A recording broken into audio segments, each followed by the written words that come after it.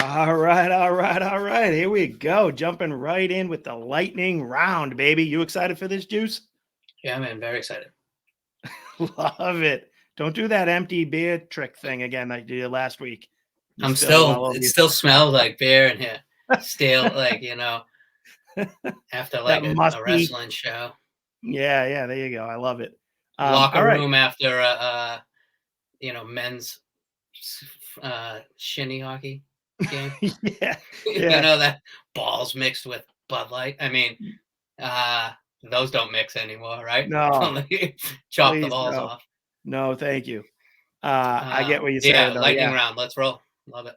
Let's Where do you want to go first? I got 5 things teed up. I think all a right, we're couple gonna that do I your pulled in boy Dick myself. Levine on his recent interview.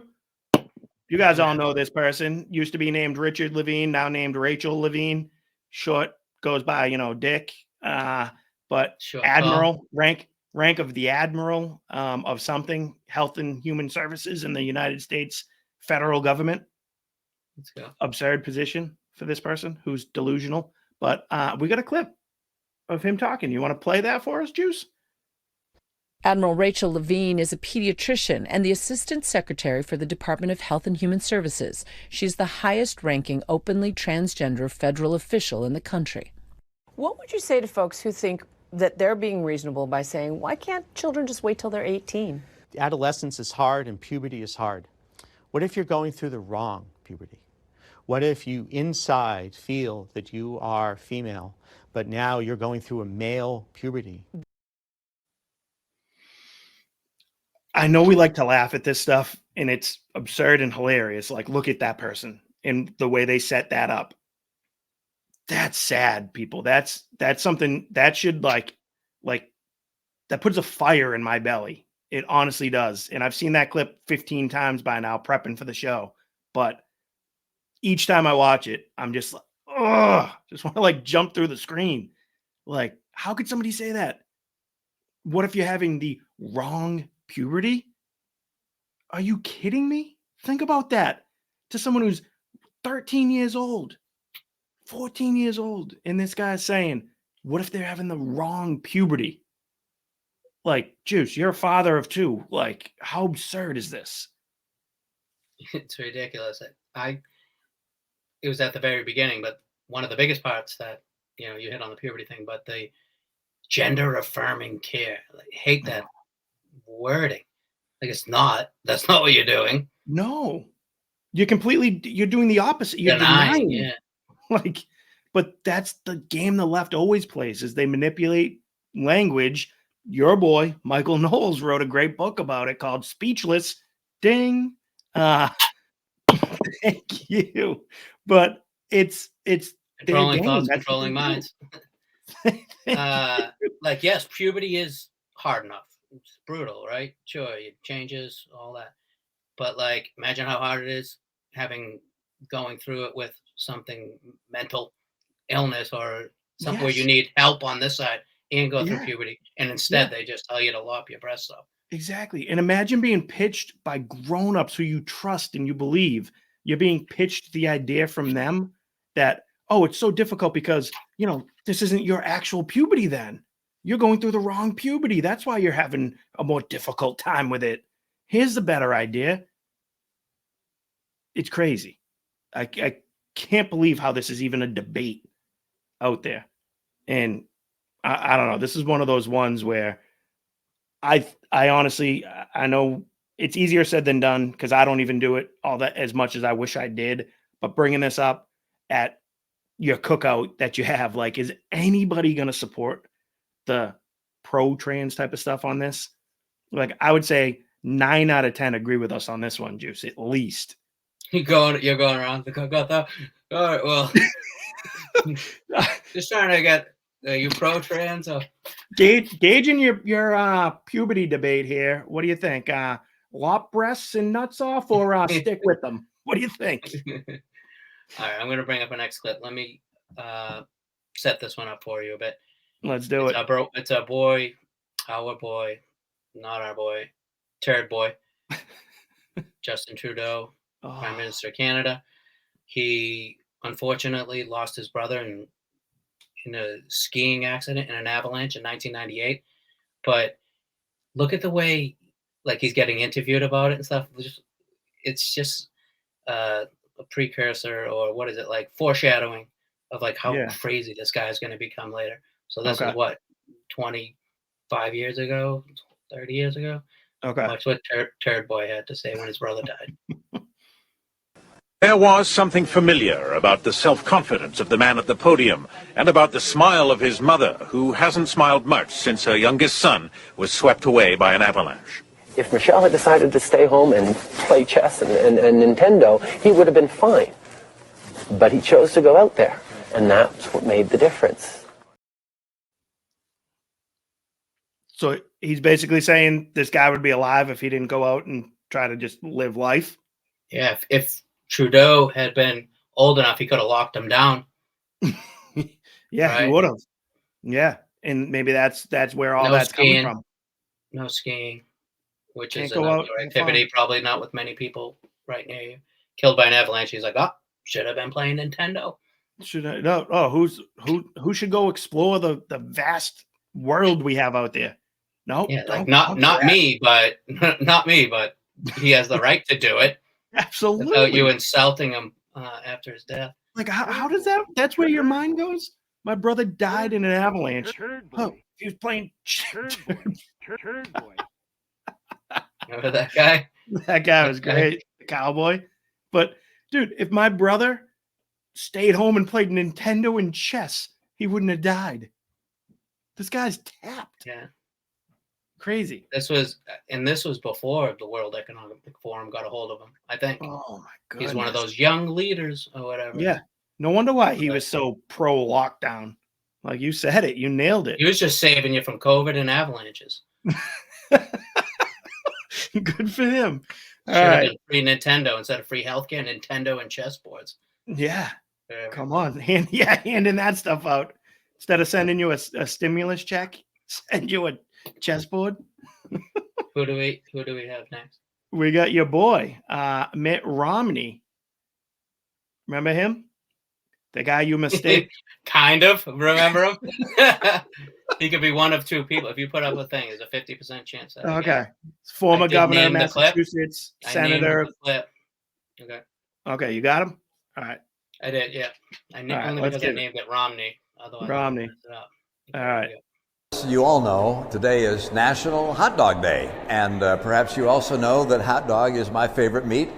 I love hot dogs. I love them in buns. I love them outside of buns. I love them with baked beans. I just like hot dogs. It's the best, best meat there is, without question. So to all of you who, like me, are celebrating National Hot Dog Day, congratulations to you, and may there be many, many more hot dogs served in our wonderful land. These things are cringy. Oh, hold on. Why did he say congratulations? To all you guys who are out there celebrating, congratulations. For what? Who's out there celebrating? And he said One- congratulations. Why is he covering that beautiful head of hair with a hat? At least Yeah, we have an he- excuse. We're both He doesn't bald. normally do it, so you heard him say, he said hat dog, because he's like, Yeah. oh my God, I have a hat on this. Hat on. He goes, I hat dog, hate- I mean hot dog. Hate to see what that looked like when he removed the cap. Yeah. But what else did he say? Greatest meat out there? My favorite think- meat. I think the thing with hot dogs is nobody knows what kind of meat it is in there. It's a little bit of everything. Has this guy ever had a Crap. filet mignon? What do they call it? A hot beef injection? Yeah, That's not that. I'll take it. Give it to me with a bun. Give it to me with beans. I'll Take have it it with all I buns, want. no buns, beans, coleslaw. Give me a This Chicago guy- dog, a slaw dog. And in this one, I was a Snap little dog. upset. I thought I was doing good that I found that clip before it made the rounds. But then after I sent it to Juice, prepping the show, I saw it on the Michael Knowles show, of course, 2 days later.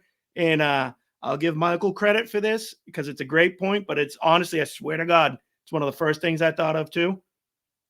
How's this jackass walking around with ketchup on his hot dog? If you're going to have a hot dog, that's mustard, onions. You don't put ketchup on your hot dog. That's a little kid thing. And Knowles made that same point, so I won't hammer it too much because it's a great point, but I promise I thought the same thing when I saw that. I was like, this guy repping hot dogs. You know he doesn't eat them if he's walking around with it with ketchup on it. Juice, you're not in on that? Now, You're I'm a not a ketchup hot dog guy? I'm a ketchup guy and mustard guy, not a relish On hamburgers. guy. Yeah, but I have something to say now that you're talking condiments. Correct me if I'm wrong. Is this the guy who's married to the Heinz ketchup family? Mitt Romney? No, that's his doppelganger, your boy John Kerry. Oh, all right. So then he's on the take though from big condiments. He might be. Those two are in cahoots. Even though one's a Democrat, one's a Republican, but they go together like ketchup and mustard Yeah, he said my all favorite. day. Hey, Don't we have- congratulations. Congratulations on a great hot dog day. Do we have what? Mitt Romney? Don't we have the ketchup guy? I mean, Mitt Romney. I said John Kerry. Yeah, I can John find Kerry's the something. ketchup guy. John Kerry. Is he also? He's the climate czar, right? Climate czar, ketchup You guy. saw Mitt Romney threaten Presidential to become a hair. Democrat. News Yes. to you if you didn't know that he wasn't. He's threatening to become a Democrat. He's been a Democrat for the past 15 years, just pretending to be a Republican. Yeah, they're like, we'll trade you, John Kerry for Romney, and In a bottle of Heinz. yeah, and a hot dog to be named later. All right, John Kerry, what did he have to say? Let's see. Agree Kerry. that nobody should be, quote, dictated to, and we're not doing that. That's why we had 3 days of intensive discussions. And I think if you ask Xie Zhenhua, he'll tell you there was zero dictation. Nor, I think if you asked Director Wang Yi and Vice President Han, as well as any of the interlocutors we were talking to, they would tell you that there was no dictation here. There was a clear exchange of ideas.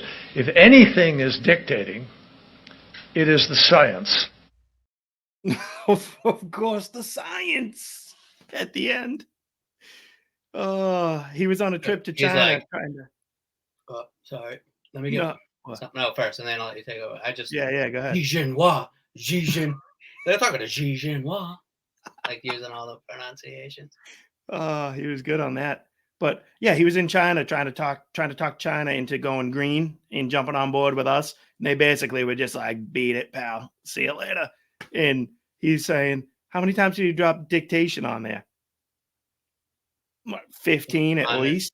Yeah. And I love it. The reason why Juice is my boy right here, and me and him just go together like ketchup and mustard, and Romney and Kerry, is because as soon as I told him about this clip and I said dictation a million times, he knew exactly where I wanted to go with this, and made both of us remember our boy Jonah and think about maybe John Kerry's in cahoots with Jonah in doing the whole dictation thing. So, Juice, what do you think? You want to pull him up?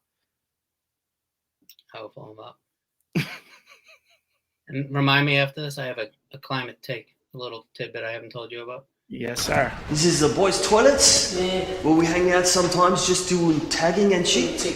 We've all got tags, all got crew names and shit. This is my one, Dictation. That's my official name for the Polyphos crew. I wanted to be dictator, but this bloke in year 12, this homo in year 12 became dictator. That's the official Polyphos tag. There's like two, one dropped out. This is Leon's, Samoa. Mine. If you just move your way around the room, you find other things. There's a lot of dictation. Dictation. You're not dictating it to anybody. That's one of mine. This is Polyphos. Would you have to tell us about the climate stuff? How we doing on time? It's quick, but we're okay. All right.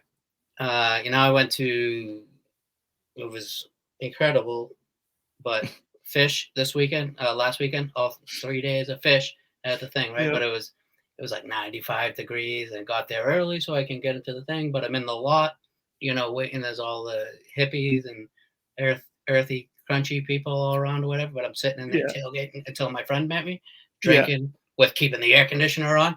So that having one till my buddy go out there, and they're like, "Excuse me, can you, cut the emissions, whatever?" No. And they're like, "Yeah." I'm like, seriously? like, yeah, I'm like, I said to him, said, sorry, these fossil fuels aren't gonna burn themselves.